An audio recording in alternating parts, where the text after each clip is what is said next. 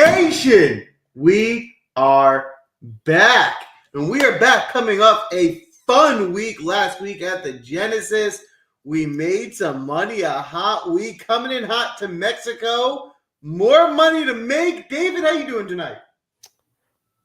I am very well, my friend. Where do we start? 22-1 winner, Ludvig Aberg, coming through to win for us last week. Great to get the first win of 2025 into the books with a big winner.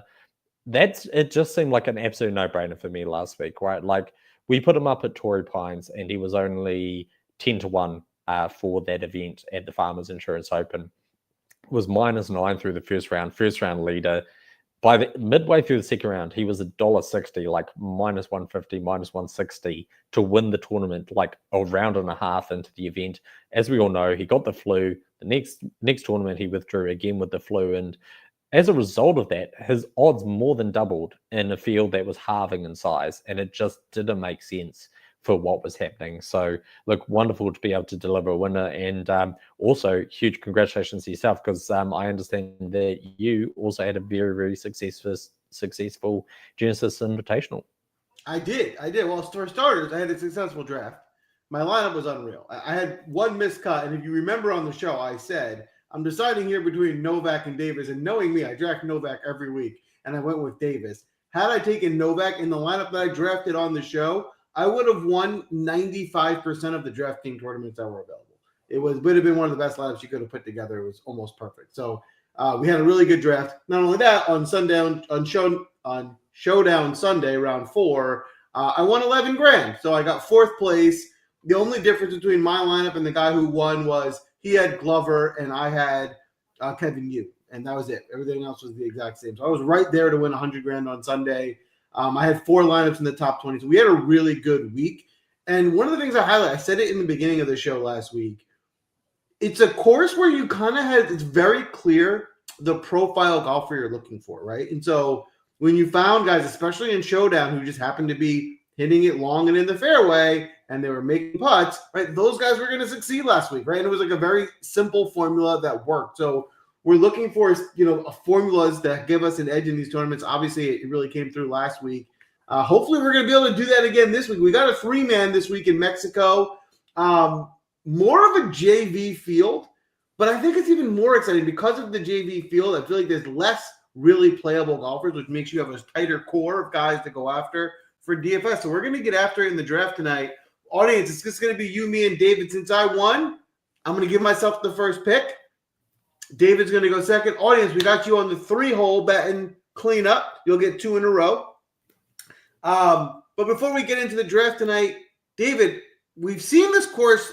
What is it? 3? This will be the 4th time, right? Or is this the 3rd time they've played in Mexico at this course? Without Spence here, David, you've done an excellent job giving us these course breakdowns each week. Tell me, what are you looking for in Mexico this week? Yeah, thanks, Joe. I mean, look, it's the 4th iteration. We've had 3 tournaments here now, so we do have a decent enough feel of what the Vedanta course is going to demand. First thing to note, we're playing on Paspalum grass here. We often find this in these sort of tropical oceanside, a lot of those type of tournaments once you cross kind of south of the US border. And a lot of that is because Paspalum is this really like sturdy grass that takes a lot of salt tolerance. It's really hardy. It does tend to play you quite slow. We've seen a number of Paspalum grass specialists really find success on this type of grass across a number of different tournaments. So I think that's the first thing to note, is that while you're going to build a golfer profile, also have a look at some of the results from other similar tournaments where that grass type comes in to be a factor. So along with Vedanta form, you can look at Grand Reserve Club, you can look at Corrales Punta Cana. So those sort of like tropical courses on the Corn Ferry Tour, a couple of tournaments in the Bahamas, in Chile, are also good options. Then on the DP World Tour, I think a really good correlation can be found at the Alhambra course on the DP World Tour. That is a driver's paradise, really, really long driving, no rough really to speak of. And again, they use Paspalum greens. In terms of the profile of golfer that I'm looking at this week, it's a decently long course. It's a par 71. It pays us 7,400 yards. There's next to no rough in play. There is water, but as long as you avoid that, you are going to get an edge having driving distance here. Features the longest combination of par 4, par 5 average distance, averaging over 495 yards for those holes. So there are some decently long holes out here, and being long off the tee is going to be an advantage. Because of that, we also see a huge uptick in the number of long iron shots that you're going to get on approach. So of shots above 150 yards, over 65% of them will be within 150 plus yards. We see about 2 extra shots from 150 to 200 yards and 1.5 to 2 shots over 200 yards. So really it is locking into those long irons. Driving distance is a real key, and then putting, particularly on paspalum surfaces, is going to be the key. Overall, this is a resort-style golf course. It was never designed for PGA Tour players to be coming and absolutely ripping it to shreds. As a result, you are going to need to go low. You're going to need to average like -6 every day to get to about -25 in order to be competitive. As a result, you tend to get pretty close leaderboards. It tends to be pretty exciting because it really is a bit of a birdie fest when it comes down to it. And you want to find those players who can really take advantage and go low consistently for 4 consecutive days. All right, there you have it. That's the course breakdown. That is the information you use to find an edge when picking your golfers this week. But use it right now because we have a draft where we will crown a winner. I need to be dethroned off my hot streak that I am on, and I want all of you to participate. So if you're following along with us, get on Twitter. If you're on Twitter, you can draft along in the chat. As David pulls the draft board up for tonight, the way it works is that their typical fantasy football style draft. It's a snake style draft where we'll go 3-man tonight. So 1 through 3, me, David, audience, you'll get 2 in a row, and then we'll go back. The way an audience picks works is you nominate a golfer, and then when that person is mentioned again by another audience member, that is your pick. And then whenever a name is mentioned twice, you get locked in. The big caveat is you do need to make sure you stay within your DraftKings salary. So you can't just take all the best players. You do need to make sure you can actually afford your lineup in a real tournament. All right. Without further ado, I am on the clock first, and I am going to take a guy who is, if not the best golfer in the field, he's certainly one of the top 5 in terms of talent. He's also going to be a model darling this week. He's going to look really good in all the models you built, especially if you're using proximity distances and driving distance. And that's Kurt Kitayama. I mean, if you look at his proximity numbers for this course, the long irons, he's probably the best in the field. He hits it far.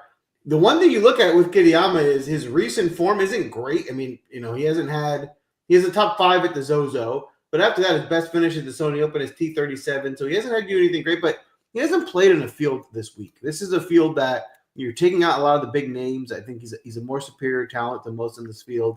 And let's not forget, the last time he teed it up here in Mexico, he got you a T2. So he can do well in this course. He's done it before. I'm not overweighting Kitayama's course history for the most part this week, but just showing that he has done it before. He has had success on this course. And the fact that, those long irons, the proximity, he really is a course fit. I'm happy to pay up for him and balance out the rest of my roster after. David, we'd love to hear from you. Are you interested in Kurt Kitayama this week? And then you're up with your first. First, I mean, look, we have the greatest audience, I think, in this space. I love the interaction that we get from the audience, and I just want to particularly highlight this from that one from Zach Jeffers. I think the appropriate pronunciation is Kurt W.D. Yama, which if anyone doesn't know, Joel constantly struggles with his random golfers just withdrawing for no reason. So Kurt Kitayama, which obviously starts with a silent WD, is a fantastic call. Look, I really do like Kitayama here. I think you're completely spot on. Really, he does his best approach work over 150 yards and very, very good with the 200 plus irons as well. Long hitter of the golf ball. As you said, he hasn't necessarily been in the greatest form, but this is big step down in grade compared to the kind of fields that he's been recently playing in. And look, he definitely has the talent to go and find a victory again. So 49th last time at the Phoenix Open. Obviously, read it in the context of this is a weaker field even than that compared to if you're comparing it to the signature event, it's night and day. So happy to pay up for Kitayama this week. I think he's a reasonable section for your first pick. I am going to go and take a real performer on these paspalum type greens. Again, season uptick when we get into long iron spots, and that's Alex Smalley. So Alex Smalley has a great record on similar courses. As I mentioned, he is a bit of a paspalum specialist, really. And so that's really quite appealing for me. Now, his recent form has been a lot better. In his last 4 starts, 3 of them have been 21st or better. So he started the season with a 16th in the Sony Open, 11th at the American Express at the Birdie Fest there, and then 21st last time out at Scottsdale. As I said, those are just better fields than this one is here. In terms of performance here, finished 6th in his very, very first look at the course. That's always something that opens my eyes when I see a golfer arrive at a course the first time that they play it. They manage to come out and find success immediately. And then the other one is, as I said, Corrales Punta Cana, the Corrales course there, the Punta Cana Championship, really correlated to the Mexico Open. He's played there 4 times. His results are 14th, 22nd, 2nd, and 6th. So as soon as we get this guy onto paspalum, he tends to play a lot better than he has been, and he's been playing really well in stronger fields. Boom. All right. There you have it. Alex Smalley, definitely a guy that was on my radar, especially this week. The 8,700, I think, is a good salary saver. I really like the Smalley pick, and I give the audience a round of applause. Way to be speedy and get the picks in, knowing when you were up. And there were 2 solid picks this week. I like both Jake Knapp and Steven Yeager. I think these are both guys that will compete. They can go low in this birdie fest. They should be good course fits. David, I'd like to hear from you. What do you think of the audience's turn here? Yeah, look, no complaints, really. I mean, let's start with Yeager. We know he's a really strong driver of the golf ball. His ball striking tends to be elite, and he's got great form across paspalum courses. Jake Knapp has obviously found success in these type of events as well. So I think that he's a really interesting name that you can consider. I'm just going to have a quick look at ownership, because I suspect that Knapp is going to be fairly high owned. Yeah, so he's 18% owned, which is the highest within that 8K range. And right around that price, you can get Smalley for 100 more with much lower ownership. So that would be my only concern maybe with Jake Knapp, is that his ownership is starting to creep up. And look, prior to last week, he really hadn't been in great form. Yeah, I marked him actually as one of my fade candidates at the Genesis Invitational because he was at like 7 or 8% at 6,100. So look, he certainly has the talent to compete in these fields. The 17th was a decent enough finish, finishing in the top sort of 25% of a signature event. But I just would be maybe cautious of getting a bit of steam at this stage in terms of his ownership, because it can be pretty volatile, this type of event, right? And when you're looking at volatile, low-scoring events, sometimes the best action you can take is just like avoid all chalk. Like just take a blanket. I'm not going to play anyone who's one of the highest owned within each range, because it is going to be really volatile. It is going to be really low-scoring. It is really difficult to differentiate between these different players. So I do think that that's maybe something that you need to consider.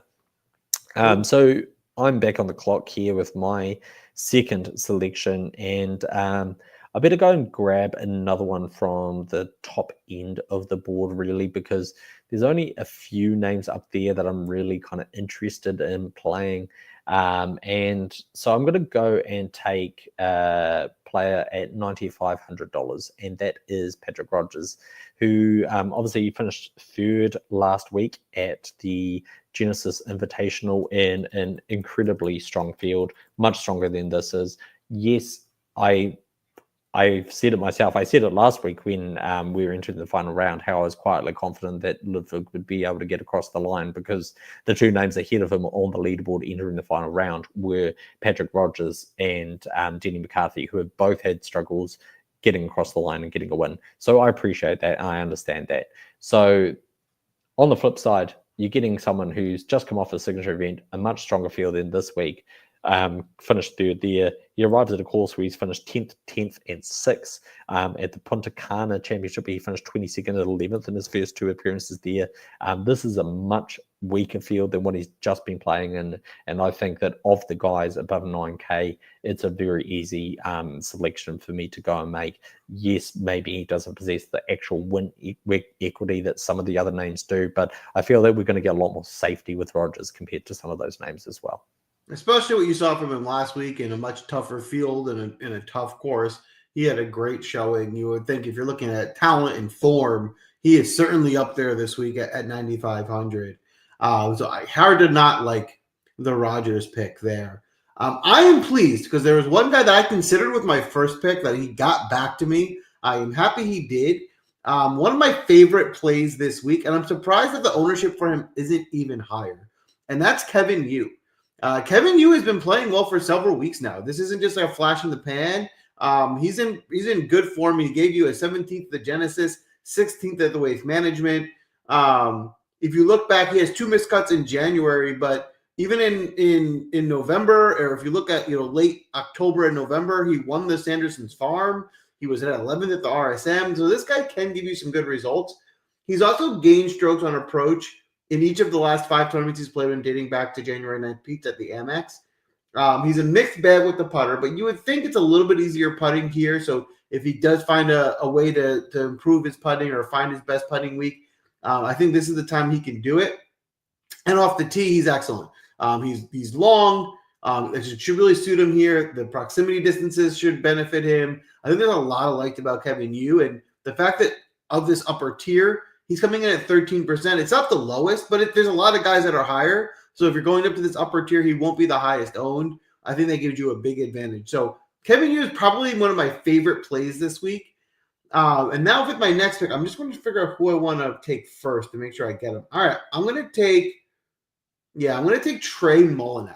Now, I probably could have waited on him. I probably would have been there if I waited later, but I really like Trey Mullinax this week.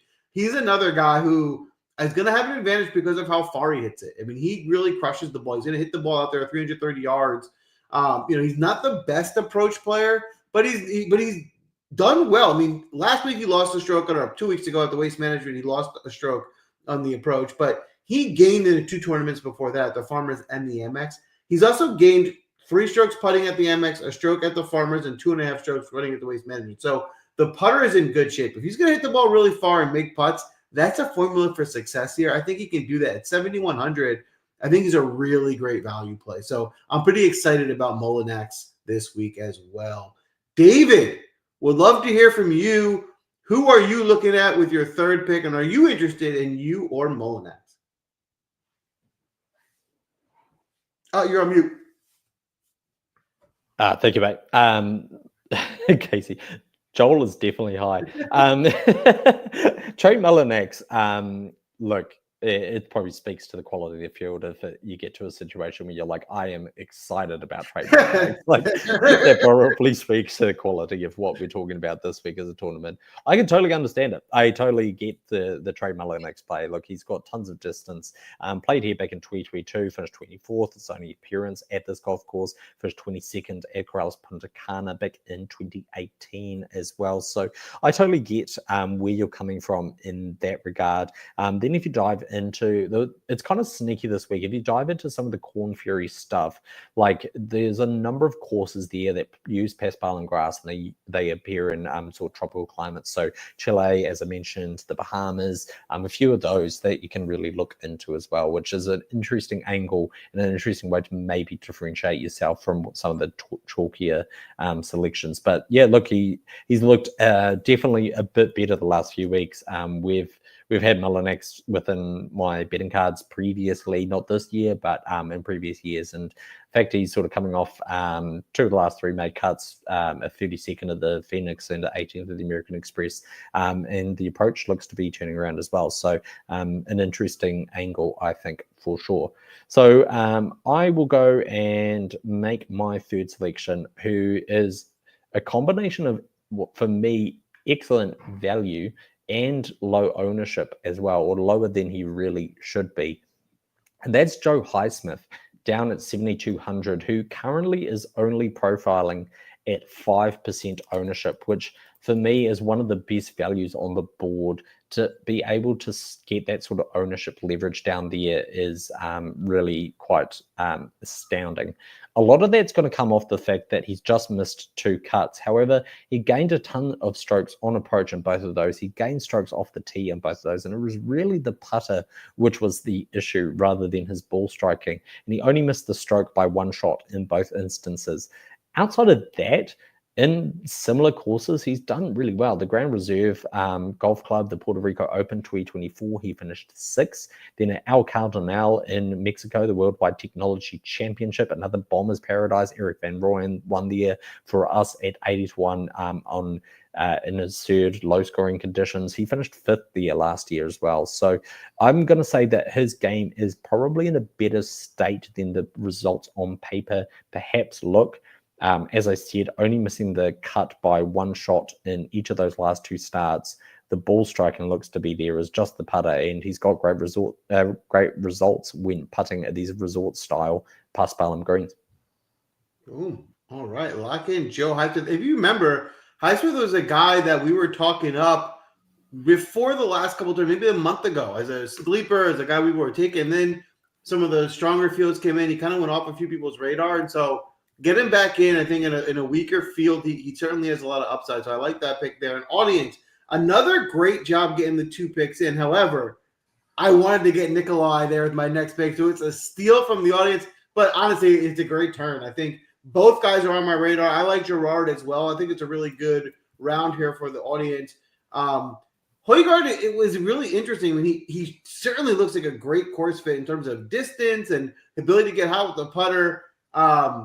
I like your round here. David, I'd like to get your feedback. Are Gerard and Højgaard on your radar this week? So I'm going to mainly talk about Nikolai Højgaard here. As everybody knows who follows and who's a member over at WinDaily, that I cover all the DP World Tour stuff as well. So getting great bang for your buck in terms of golf coverage as well as all of our sports when you join up. But with that being said, Nikolai Højgaard hasn't necessarily been in his A-game form to start the year. Finished 65th in Dubai at a golf course that really suits him. Finished 36th at the Phoenix Open, which was, kind of a middling result. Not dreadful, but not fantastic. What I would say, though, is of those courses they mentioned, they're good comps or correlations for Vedanta. One of them was Alhambra, which Nikolai Højgaard did win at in 2022. He also finished 2nd at the Corales Punta Cana, and then along with that win at Alhambra, he had a 13th in one of his other 3 starts there. So on paper, it looks like a really good fit. He's definitely really long off the tee. He can definitely go low if his approach game is firing. It's just can he put it all kind of together, and he hasn't really been able to do that the last couple of starts. So that's the most interesting name for me. Ryan Gerard, look, I'm certainly open to playing him. I don't know if he's certainly not going to be in my core, but I will have some exposure. And kind of unlike Højgaard, who's very high owned, he's 16-17% owned. Gerard's a really nice way to differentiate yourself because there's a number of different areas within that salary band where ownership is going instead. Boom. All right. Lock it in. David, you're back up here. You got your 4th, 8,200 to spend. It's interesting. All 3 of us have a similar price budget remaining. So we should be competing for similar guys. Who are you going with your 4th pick? Yeah, what have you got left, Joel? Oh, basically almost identical to me. Okay. That makes things that does make things quite interesting. Yeah, look, so I'm going to go and take a little bit of risk on a DP World Tour player. And I kind of just wanted to do it because the audience took someone in a similar range. And I just want to provide some, I guess, like contrastive areas where you can potentially find some leverage if you are in that range. And I'm going to go and take Thorbjorn Olesen, who you can get just around that same price. The difference being is he is next to, well, more than half the ownership of Nikolai Højgaard for basically the same salary. At the moment, again, Højgaard around 17%. You get to Olesen, who's going to be about 6% instead. So really about a third of the ownership. He is also a winner at Alhambra. He finished 4th there as well. A very, very talented golfer since he's made his way to the DP World Tour and first start on the PGA Tour this year. I think that he's got a well-rounded game that can really suit. At his very best, he is an excellent ball striker. And as I said, the correlation to Alhambra has been excellent as well. Of his 3 starts this year, they've all happened on the DP World Tour. Included a 31st of the Dubai Desert Classic, which is a Rolex Series event where Rory and Tommy Fleetwood and Tura Hatton and John Rahm and the big names have all been playing. So 31st is actually a lot better than it perhaps looks on paper. And then he finished 27th again at Alhambra. So hasn't been in the worst form whatsoever. We just haven't seen him on the PGA Tour. And I think as a result of that, you're going to get a lot of low ownership leverage compared to someone like Højgaard within that same price bracket. I'm laughing because he was my next replacement for Højgaard when he was stolen. So 2 steals in a row. And I think that goes to show what I was saying earlier is accurate. I think it's a narrower core this week of guys to play, which is going to make these types of picks more competitive. But if we're right on them, right, I think we should all have a really good week. All right, so I've had to pivot here and make some different decisions as there were a couple steals. So where I'm going to go is, this wasn't originally my play, but I'm happy that it's going to break this way. I'm going to take Taylor Moore first. Taylor Moore is a guy who, from a course fit perspective, he should be a good fit. I mean, he has plenty of distance off the tee.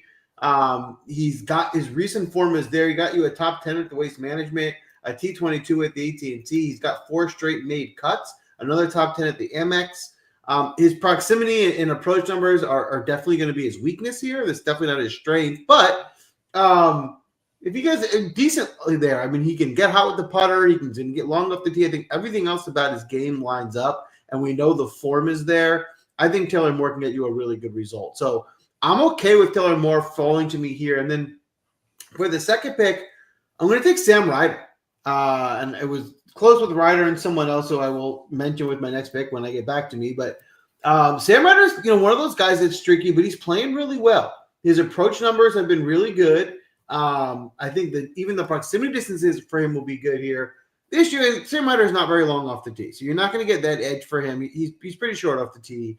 But I think he can make up for that with his strong iron play and making putts this week. And so, you can't just only take bombers, right? Obviously, there's other guys that will succeed. I'm okay with rolling the dice with Ryder here, especially with the fact that what I really like about him, if this does become a birdie fest where you got to be rolling in putts, we know Ryder can get hot with that putter. So that should line up well for him. All right, David, how about you? Are you interested in more Ryder, and then you're up with your fifth?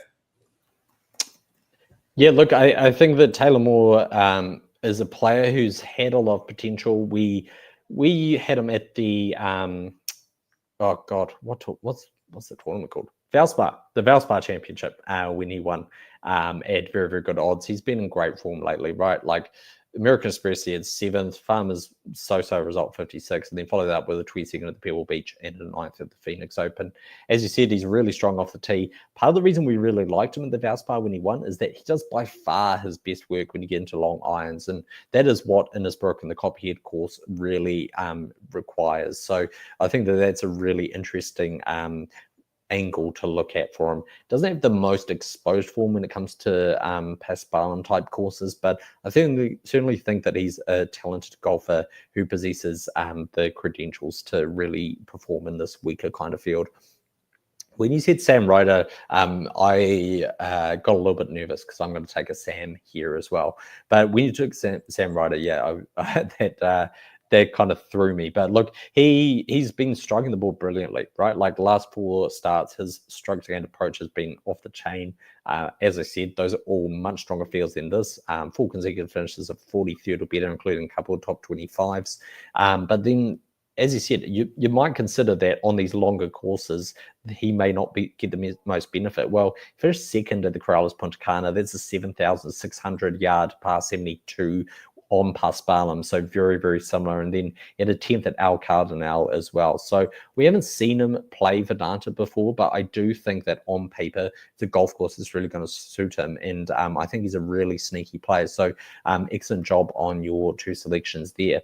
As I teased, I am going to go and take a Sam here, and that's going to be Sam Stevens, who, again, if we're going down that leverage kind of route, nobody wants to play Sam Stevens for 9,800, let's be honest. And do you know what? Fair enough. Like, he is not a household name when it comes to the PGA Tour. But he's been playing really good golf. He was second at the Farmers Insurance Open, 17th in a signature event at Pebble Beach, and then 31st last week in another signature event, the Genesis, with a 44th at Scottsdale in between. But when you start to look at his performance on Paspalum courses, he's also great. Like 3rd at Punta Cana back in 2023. Grand Reserve, he finished 15th and 18th in 2 appearances there, and he finished 6th last year at the Worldwide Technology Championship on El Cardinal. So he's, other than having played here once and missing the cut, I think that is maybe a little bit sneaky when you go back and look at his prior form. Prior to that miscut, he wasn't in the same kind of form nor caliber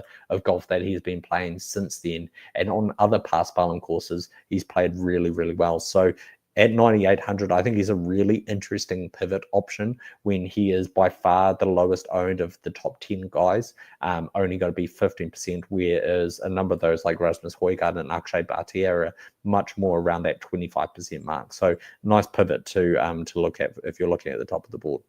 Yeah, I agree with that pick. Even if you look at last week, he played well recently in a much tougher field. I think, to your point, people kind of negatively look at Sam Stevens, especially in the stronger fields. But in this field, the way he's been playing, I think he's a superior talent. I think Sam Stevens is a sneaky play this week. I like that pick. Audience, the steals are killing me. Great pick. You know what mine was? It's not even Lanto. I like Lanto too. But I was going to take Kevin Roy to round out my roster. I think he's a really sneaky play. I like the pick you guys got there. I mean, his last 2 in January, he made 2 cuts, got you a top 20 at the Amex. He can make some putts. I think Roy's a sneaky play this week. So I like the audience's draft. I think the audience really did a good job here. David, would love to get your feedback. Are you interested in Roy or Griffin this week? It's an interesting time when Kevin Roy is a steal. it's very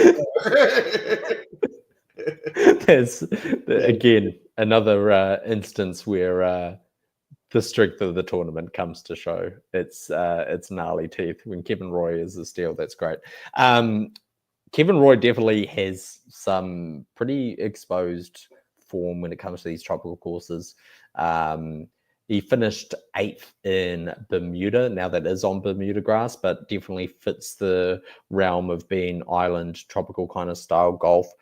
He had a 4th at the Corn Ferry in the Bahamas, as well as a couple of other results previously there in 2020, where he finished 19th and 9th in those 2 events there. And then when we're looking at the Mexico Open itself, he's played there once and he finished 18th. Really, really good with his long irons, which I think is a lot of appeal for Kevin Roy. So really interesting play. It's funny that he's a steal. Lanto Griffin, I'm like pretty impartial on. I'm not going to say I hate to play the 9th recently at the Torrey Pines. Farmers Insurance Open was definitely eye-catching. I'm kind of indifferent, and that's mainly just because he's done okay on Paspalum courses, but never really great, and he's had enough instances playing on those type of courses to have really found success by this point. But yeah, I'm still going to make my last selection, so I will leave it to you to speak about Lanto Griffin for a little bit while I decide who I'm going to take in these doldrums of the 6K range. It definitely gets tough here. If this was a 4-man, we'd really be struggling here at the end with more guys off the board. But I will touch on Lanto. I actually like the Lanto pick a lot, especially looking at the ownership that I'm seeing only at 6%. I think he's worth a shot at 7,300 at low ownership because, listen, we haven't seen the best format of him more recently. I mean, long-term recently, last year or two. But, I mean, he gave you a top 10 at the Farmers, a 34th at the Amex.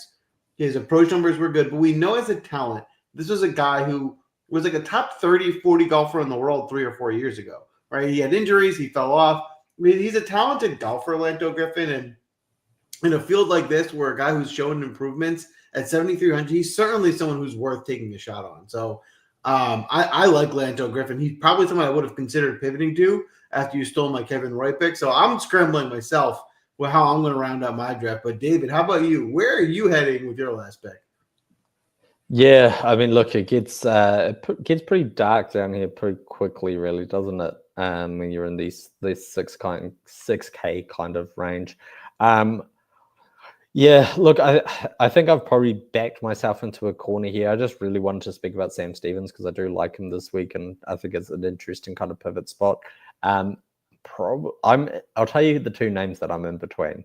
I'm between Nick Hardy and William Mao, who absolutely burned me last time with horrific performance at the American Express on one hole, which made all sorts of headlines.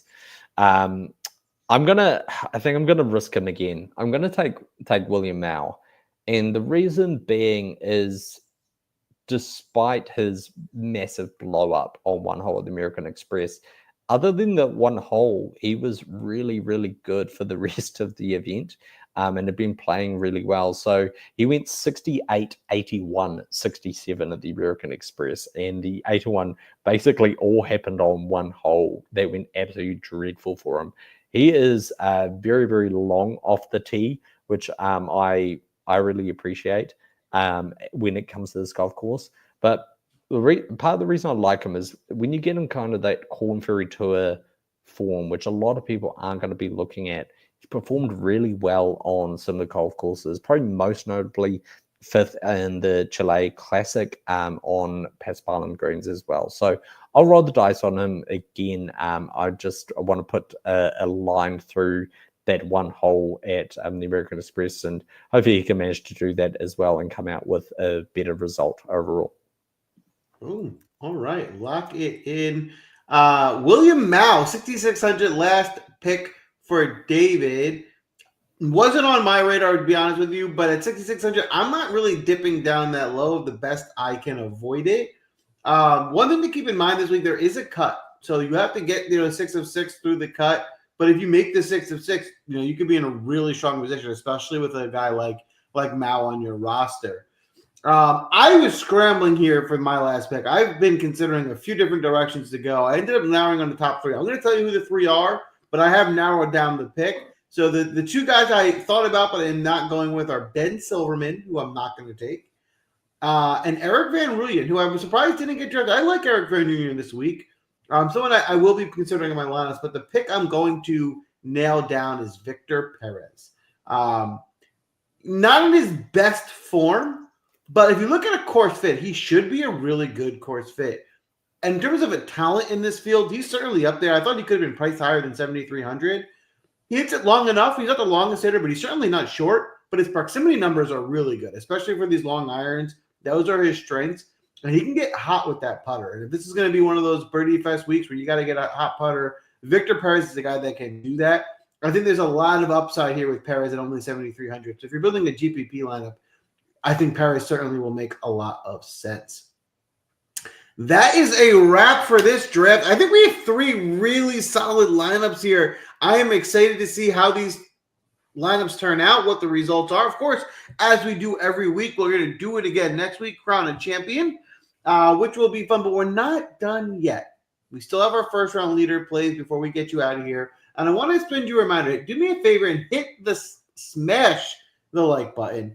Give us a follow. It goes a long way. And don't forget to sign up for WinDaily. There's a lot that goes into the work and the information that we're putting out for you guys, not just on this show, but we have Steven's ownership article that comes out Wednesday nights that It's a really accurate look of what ownership will look like each week. We have our expert picks that we release each week.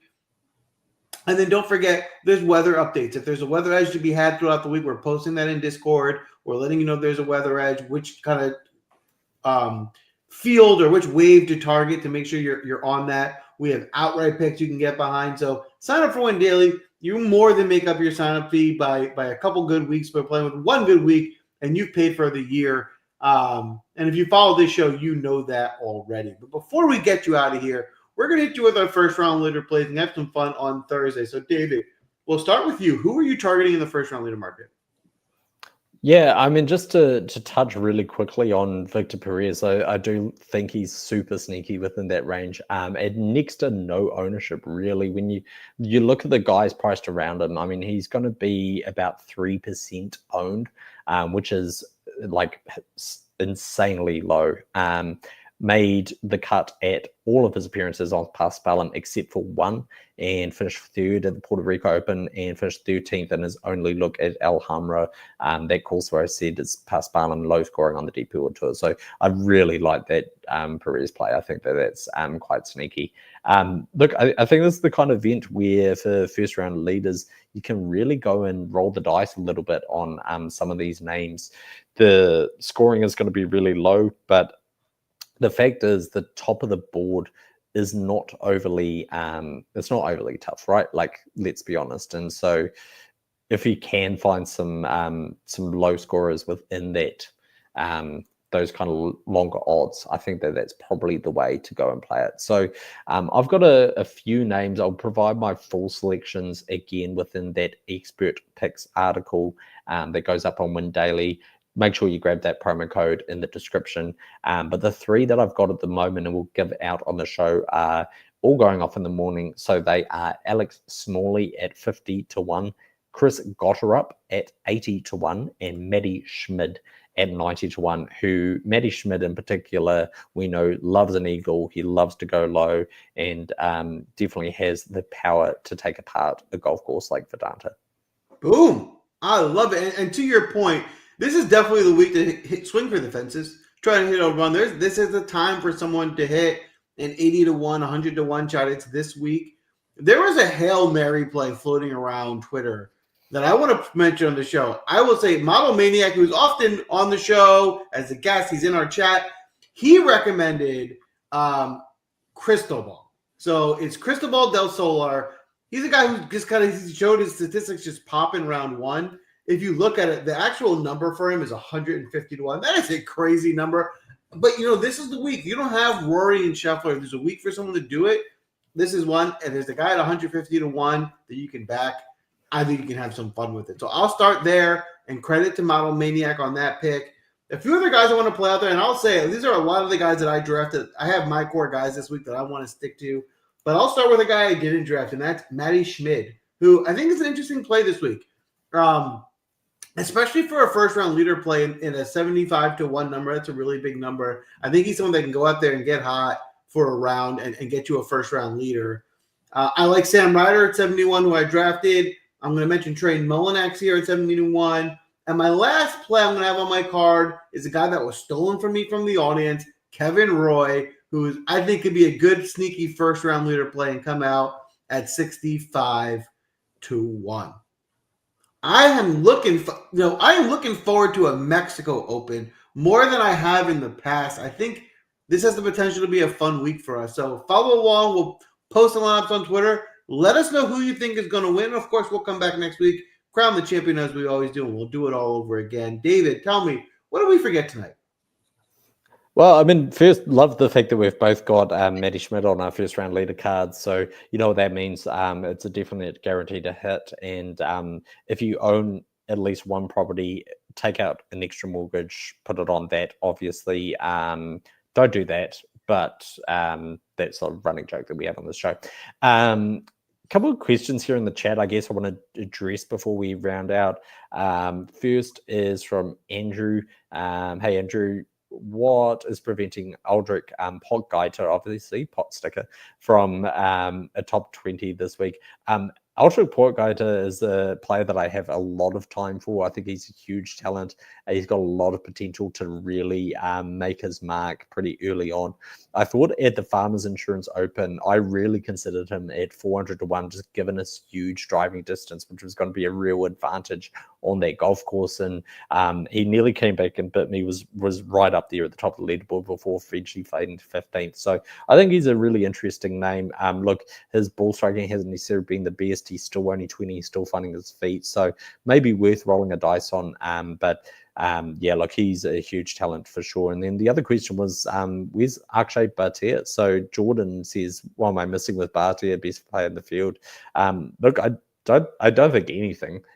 He is going to be really high owned. And I would say that for a golfer who's like 13s in betting markets and the highest priced golfer in DFS, this is maybe a golf tournament where you can take on the top of the board, just because we're not dealing with Scotty Scheffler at the top of the board, right? We're not dealing with Ludvig Aberg at the top of the board. Like Akshay Bhatia has been playing great golf, but he certainly isn't that caliber of golfer, right? And so if we're looking at a tournament with a lot more volatility, maybe avoiding a bit of the talk or spreading out your salaries a bit more evenly, especially avoiding that 6K range, which is really difficult when you get down to the nitty gritty of it, to find players. That may be one reason why he wasn't taken. But interested in your thoughts, Joel, before we wrap up on both of those questions. Well, I'll start with Akshay was definitely someone that I think could have been drafted. I think the 3-man draft was what affected that. It's really hard, like, to take especially Kitayama and Bhatia, and then you really dive down to the 6th guy. I'd rather balance my roster after I've taken Kitayama. And I think David had a strategy where he was taking a few guys in the upper 8K, 9K range versus going at the top, which is a little bit ownership, which I think is a very good, fair, valid play this week. So this is not anything against Bhatia. I think you can go out there and win the tournament. I think you can have a really good week, but it's a strategy game, and you can't play everybody. And in a volatile week, like David said, he's not Scotty Scheffler, right? And he's a guy that, the expectation can't be that high for him as it is, a guy like Scotty. So, there's definitely a world where I can see it as the most expensive golfer in the field, how you can get away from him with a high ownership. That doesn't mean I don't like him. Doesn't mean I don't think he'll do well this week, but it's a strategy game also, not just to pick the best golfers that you can. And so that is, I think, how he fell out. But I think if it was a 4-man draft, he probably would have been taken in one of the fourth slots. Potsticker, he's a guy that was on my radar. I saw his name. I'm not playing him. He's not going to be on my dreams, but I don't think, I wouldn't fault anyone for winning him in their roster. I could see why you'd go to him. So, yeah, I mean, it's just, someone that didn't get to me. But like I said, you got to take a stance here. And there's a few other guys in that range of the value plays that I prefer to go to. So that's where he kind of fell off for me. But again, he's a guy that seems like, and David would know better as the kind of DPS specialist, that could be maybe a sneaky play in a tournament like this. Yeah, so what I'm hearing is that Joel hates Akshay Bhatia. It's on the record, and and he's definitely going to have a terrible week. And Aldrich Portgaiter, yeah, look, huge talent. Just he's so early in his career; it's really hard to tell how he's going to go. But yeah, look, great to have everybody here this week. Thanks to all the audience, and thanks, Joel, for another fabulous draft. Great to have you. Great to have you here touting wins of 11K plus 5-figure, 6-figure wins on the regular. It's great to see, and yeah, look forward to you retiring and flying around in your private jet on all your DFS wins. Well, hopefully, I would love to be able to retire off the Mexico Open. It doesn't seem likely, but at least we'll have some fun and win some money. And of course, we have a great season ahead. So tune in next week. Join us again. And of course, as always,